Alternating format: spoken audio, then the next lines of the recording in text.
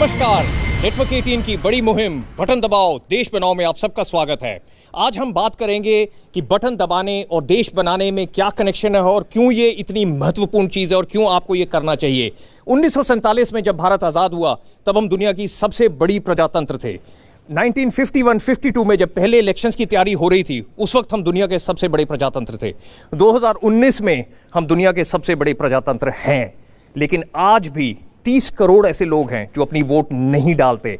वो अभी भी वोट डालने से कतराते हैं। क्या वो कारण है कि वो वोट नहीं डालते, उनके बारे में हम बात करेंगे। और आज हम लवली प्रोफेशनल यूनिवर्सिटी के इस कैंपस में हैं जहां हमारे साथ बहुत सारे नौजवान हैं। कई आप में से पहली बार शायद वोट डालेंगे। यहां पर कितने लोग हैं जो पहली बार वोट डालने की बात कर रहे हैं या सोच रहे हैं? इस तरफ कितने लोग हैं जिन्होंने वोट अभी तक डाली है? इस तरफ तो हम देख रहे हैं कि काफ़ी सारे लोग यहाँ पर ऐसे हैं जो कहते हैं कि हम वोट डालेंगे, लेकिन काफ़ी सारे ऐसे लोग हैं यहाँ पर जिन्होंने वोट नहीं डाली है। तो क्या वो कारण है जिनके चलते आप लोगों ने वोट नहीं डाली? अगर मैं आपके इसके बारे में व्यूज़ लूँ कि क्यों आप लोग वोट नहीं डाल रहे हैं। सर, यदि आम जनता की बात करी जाए और अगर मैं युवाओं के ऊपर बात करूं, तो एक युवा पीढ़ी का छात्र अगर कॉलेज में पढ़ता है तो उसे अपना वोट देने के लिए शायद 28 घंटे सफ़र करके अपने क्षेत्र पे जाना पड़ेगा। जैसे अगर मुझे उत्तर प्रदेश जाना हो तो मुझे करीबन 28 घंटे लगेंगे, और ये अगर देखा जाए तो बहुत ही मुश्किल कारण है और ये बहुत बड़ी बाधा है एक व्यक्ति को अपने वोट का लाभ उठाने में। और इस कारणवश दुनिया के, हमारे देश के बहुत सारे ऐसे युवा हैं जो वोट नहीं डाल पाते हैं। लेकिन हमारे साथ बड़ा डिस्टिंग्विश पैनल है। यहाँ पर हमारे साथ दीपक राणा है, जिनका दूसरा नाम चाहत भी है। ये LGBTQ कम्युनिटी के एक एक्टिविस्ट हैं। हमारे साथ प्रथम मित्तल हैं जिन्होंने नेता ऐप को बनाया है। हमारे साथ डॉक्टर संजय मोदी हैं जो डीन है लवली प्रोफेशनल यूनिवर्सिटी के। हमारे साथ सृष्टि हैं जो अमेरिका से अभी वापस आए हैं और जिन्होंने एक कंपनी बनाई है जो बच्चों को अपने सपने जो हैं बाहर पढ़ने के उनको पूरा करने में मदद करती है। और शायद पहली बार आप वोट भी करेंगे।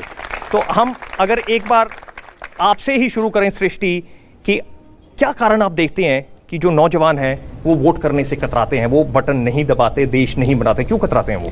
आई थिंक इसके काफ़ी कारण हो सकते हैं। एक जैसे अभी हमने अभी डिस्कस किया कि लोग को इतना सिंपल नहीं है उनके लिए, थोड़ा उनको ट्रैवल करके कहीं जाना पड़ता है अगर उनकी कॉन्स्टिट्यूंसी यहाँ पे नहीं है। एक दूसरी चीज़ जो हम टेक्नोलॉजी की बात करते हैं कि शायद लोगों को लंबा फॉर्म भरना पड़ता है और वो फिर उसको लेज़ी हो जाते हैं, उनको नहीं कंप्लीट करना वो। और एक और चीज़ होती है कि जैसे हमारे घर में जो बड़े होते हैं, हमारी टीचर्स होती हैं, उनके डिफरेंट व्यूज़ होते हैं बहुत ज़्यादा। तो हम उनको सबके व्यूज़ अगर लेने जाए तो बच्चा आई थिंक कंफ्यूज हो सकता है, जो फर्स्ट टाइम वोटर्स है स्पेशली।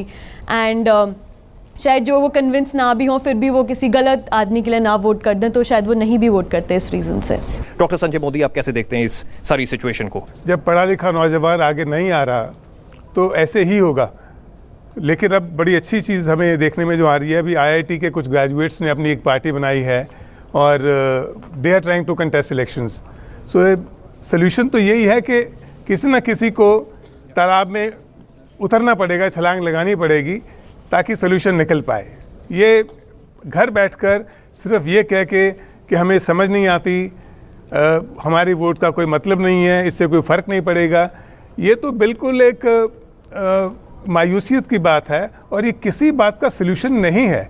हमें तो एक करेज लेकर मोबिलाइज करना पड़ेगा लोगों को कि yes we have to vote, और एक सही आदमी को वोट करो, और नहीं तो मैं खड़ा हो जाता हूँ। लेकिन प्रथम अगर हम आपसे बात करें, नेता ऐप आपने बनाई जी, नेता ऐप के आप फाउंडर हैं। नेता ऐप एक ऐसा सिस्टम है जिसके जरिए काफ़ी लोग जुड़ चुके हैं और वो उस पर बटन दबाते हैं, वो अपनी चॉइसेस उसमें करते हैं, अपनी पसंदें उसमें अंकित करते हैं जो उसमें नजर आते हैं आंकड़ों के जरिए, आपको डाटा नजर आता है वो। तो क्या ये एक पहला कदम है जो इन यूथ ने लिया, इन नौजवान ने लिया कि किसी तरीके से तो हम प्रजातंत्र के साथ जुड़ें, किसी तरीके से हम डेमोक्रेसी के साथ जुड़ें? देखिए, जैसे हम सुन रहे हैं कि जो यूथ है आज का वो काफ़ी जागरूक है और वो एक सोफिस्टिकेटेड वोटर है।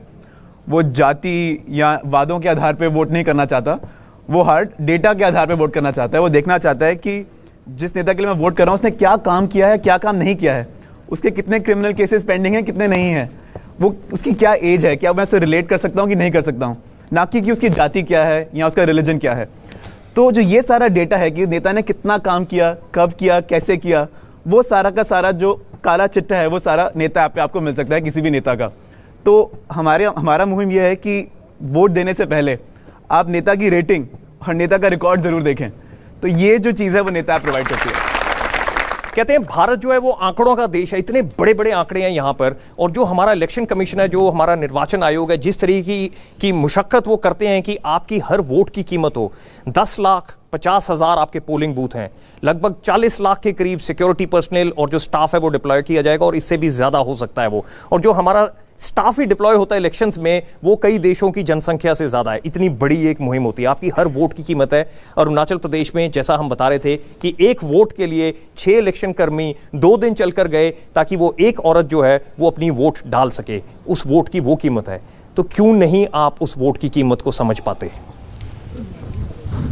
सर, वोट की तो कीमत है, पर उस वोट के बाद क्या?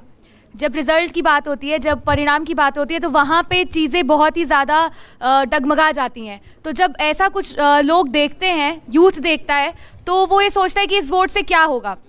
बात अगर मैं दूसरी तरफ से करूँ कि जो भारत में हो रहा है वो ये हो रहा है कि दो हमें ऐसे पार्टीज मिल गई हैं जो एक दूसरे पे दूसरे का विरोध कर रही हैं, एक दूसरे पे वाद विवाद कर रही हैं, कोई लांछन लगा रहा है, कोई किसी की सरेआम इज्जत उछाल रहा है।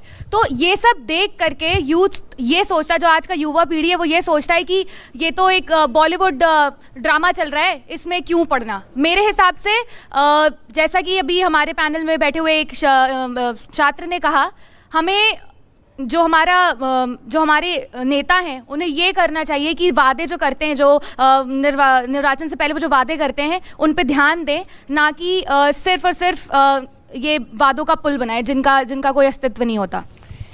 इस सारे पचड़े में हम क्यों पड़े, इस सारे झगड़े में हम क्यों पड़े, ये सोच के हम अपनी वोट ना डालें। लेकिन एक कदम 2014 में लिया निर्वाचन आयोग ने, जब ट्रांसजेंडर जो हैं उनको एक तीसरे लिंग की तरह उन्होंने उनको आइडेंटिफाई किया, थर्ड जेंडर उन्होंने उनको कहा, और ट्रांसजेंडर्स को भी एक मौका मिला कि वो प्रजातंत्र में भागीदार हों और उसमें शामिल हों।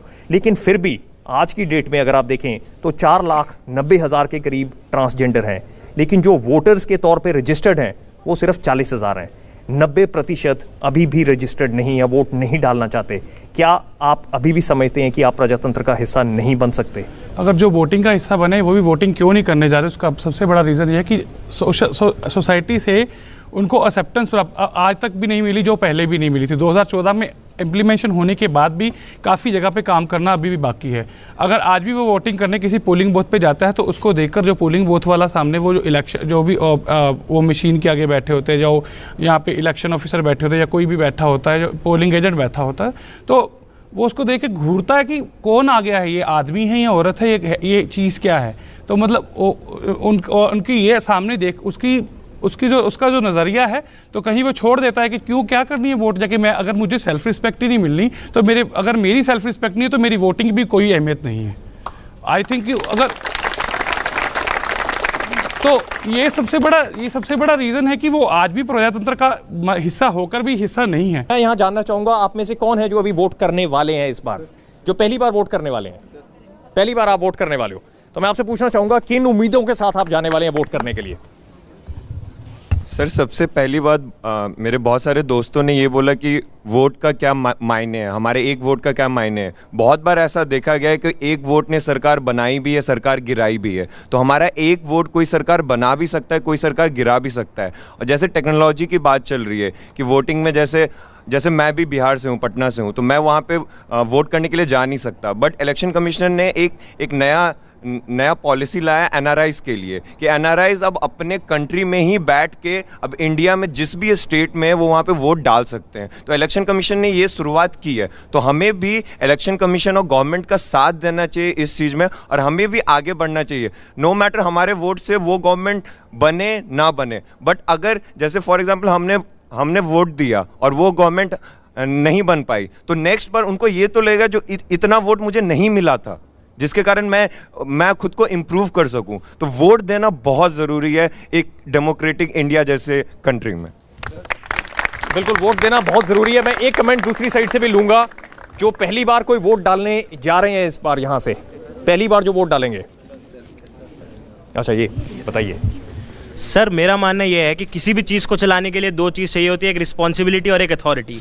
हमारे देश का युवा अथॉरिटी चाहता है, वो चाहता है कि मेरी बात सुनी जाए, मेरे को रिप्रेजेंटेशन मिले, लेकिन वो अपनी जिम्मेदारी नहीं समझ रहा है। जब तक हमारे देश के युवा को उसकी जिम्मेदारी नहीं समझी जाएगी, हमारा संविधान भी हमको फंडामेंटल राइट्स भी देता है तो फंडामेंटल ड्यूटी भी देता है। अगर हमारा फंडामेंटल राइट है वोट डालना, तो हमारी फंडामेंटल ड्यूटी भी होनी चाहिए वोट डालनी, तभी हमारा देश बढ़ पाएगा। मेरा मानना यह है। बिल्कुल, इन्होंने कहा कि अगर इनके पास राइट है तो इनके साथ साथ ही ड्यूटी भी है। सृष्टि, मैं आपसे एक लास्ट कमेंट लेना चाहूँगा पैनल से, फटाफट लास्ट कमेंट्स, कि जो कुछ आपने सुना, जिस तरीके से आपने सुना, तो आप क्या देखते हैं कि क्या रास्ता आपको आगे नज़र आ रहा है, कितना आपको इनमें जोश नज़र आ रहा है नौजवानों में कि वो वोट डालेंगे, और क्या चैलेंजेस देख रहे हैं आप? आई थिंक जोश तो सभी में है वोट डालने का। आई थिंक किसी ने अपना, ऐसा नहीं है किसी ने अपना हाथ नहीं उठाया, तो आई थिंक सारे करना तो चाहते हैं, लेकिन वही एक्सेसिबिलिटी नहीं है उनको, वो ट्रैवल करके जाना पड़ता है, यहाँ टेक्नोलॉजी नहीं है, तो ये सारे इश्यूज आई होपफुली थोड़े सालों में ठीक हो जाएंगे, एंड तब सारे हमारा शायद जितने प्रतिशत लोग वोट कर रहे हैं वो शायद इंक्रीज़ हो जाए। डॉक्टर मोदी, आपका क्या कहना है? मुझे तो ना एक शेर याद आता है, वो कहते हैं कि फ़िक्र माश ज़िक्र खुदा याद रफ्तगां, 2 दिन की ज़िंदगी में भला कोई क्या करे। और ये इलेक्शन तो हर 5 साल बाद आती हैं, और फिर स्टेट इलेक्शंस भी हैं। हिंदुस्तान में इतने मसले हैं, गुर्बत के, हेल्थ के, अनएजुकेशन के, तो ये हैं बड़े मसले। जब तक ये सॉल्व नहीं होंगे, ये प्रॉब्लम का कोई अच्छा इमीडिएट सोल्यूशन नहीं है। हाँ, टेक्नोलॉजी अगर मिल जाए तो शायद कुछ राहत मिले, लेकिन ये बेसिक मुद्दे जब तक एड्रेस नहीं करेंगे सरकार की तरफ से, तब तक बहुत मुश्किल है इस परसेंटेज को इंक्रीज़ करना। प्रथम, ऐप आपने बना दी, लोग उस ऐप के साथ जुड़ना शुरू हो गए, फ्यूचर हमारे को नज़र आ रहा है कि कहीं ना कहीं डिजिटल और टेक्नोलॉजिकल सॉल्यूशंस ज़रूर इन चीज़ों को सॉल्व करेंगी, जो हम यहाँ पर सुन रहे हैं कि कोई यहाँ बैठा है, उसकी वोट कहीं पर है, वो कैसे वोट डाले। क्या देख रहे हैं आप? देखिए, हमने आंकड़ों की बात करी थी, आपको शायद ये जान के इंटरेस्टिंग लगेगा, आपको पता होगा, बच्चों को भी इंटरेस्टिंग लगेगा कि 30 करोड़ लोगों ने वोट नहीं डाली थी पिछली बार, राइट। और पिछली बार जो पार्टी जीती थी, बीजेपी जीती थी, वो 19 करोड़ वोटों से जीती थी। आप ये सोचिए, यदि वो 30 करोड़ लोग वोट करते तो इलेक्शन किसी भी तरफ जा सकता था। 19 करोड़ मतलब जो विनिंग पार्टी थी, उनकी टोटल नंबर ऑफ वोट्स थी, और 30 करोड़ लोगों ने तो वोट ही नहीं किया, राइट। और इस बार इंटरेस्टिंग बात यह है कि 14 करोड़ फर्स्ट टाइम वोटर हैं जो रजिस्टर्ड हैं, मतलब कि रियली पावर आपके हाथ में है। आप में से यदि 10 या 20% लोग ज़्यादा वोट करने चले गए तो किसी भी पार्टी का भविष्य बदल सकता है। आप यदि ये समझ जाएं और यदि देश ये समझ जाए, तो मुझे नहीं लगता कि हमारी 90% से कम वोटिंग टर्नआउट होगी इस बार। ताकत आपके पास है, भविष्य आप बदल सकते हैं, बटन दबाओ, देश बनाओ। चाहत, आप क्या कहेंगे? एक्चुअली अगर मैं बात करूं तो फिर से वही बात कि वोट तो देना ही है, वोट तो मेरा हक है और मुझसे कोई छीन नहीं सकता, और मुझे भी देना है। तो I request to all of you कि इन सबको, यूथ को भी है कि वोट दो, ज़रूर दो। अगर एक ईंट जो है ना, अगर एक ईंट गलत लग जाए, एक ईंट किसी दीवार में गलत लग जाए तो दीवार की शेप बदल जाती है। तो अगर एक ईंट को निकाल दो नीचे वाली ईंट को, तो पूरी दीवार गिर भी सकती है। तो अपनी उस दीवार की नींव में जैसे एक ईंट की अहमियत है ना, अपनी वोट की अहमियत को वैसे ही समझो कि हमारी वोट की अहमियत वो है। वोट की अहमियत समझो। दुनिया का सबसे बड़ा प्रजातंत्र हमारा देश है। अगर आप पॉपुलेशन देखें पूरे यूरोपियन देशों की, उससे ज़्यादा वोटर हिंदुस्तान में है। अगर आप पूरे अफ्रीकन कंट्रीज़ के वोटर्स को जोड़ लें, उससे ज़्यादा वोटर हिंदुस्तान में है। ये प्रजातंत्र जो है दुनिया का सबसे बड़ा है, लेकिन इसको मजबूत रखने के लिए आपको बटन दबाना पड़ेगा, देश बनाना पड़ेगा। नेटवर्क 18 की इस बटन दबाओ देश बनाओ मुहिम में शामिल होने के लिए आप सबका बहुत बहुत धन्यवाद।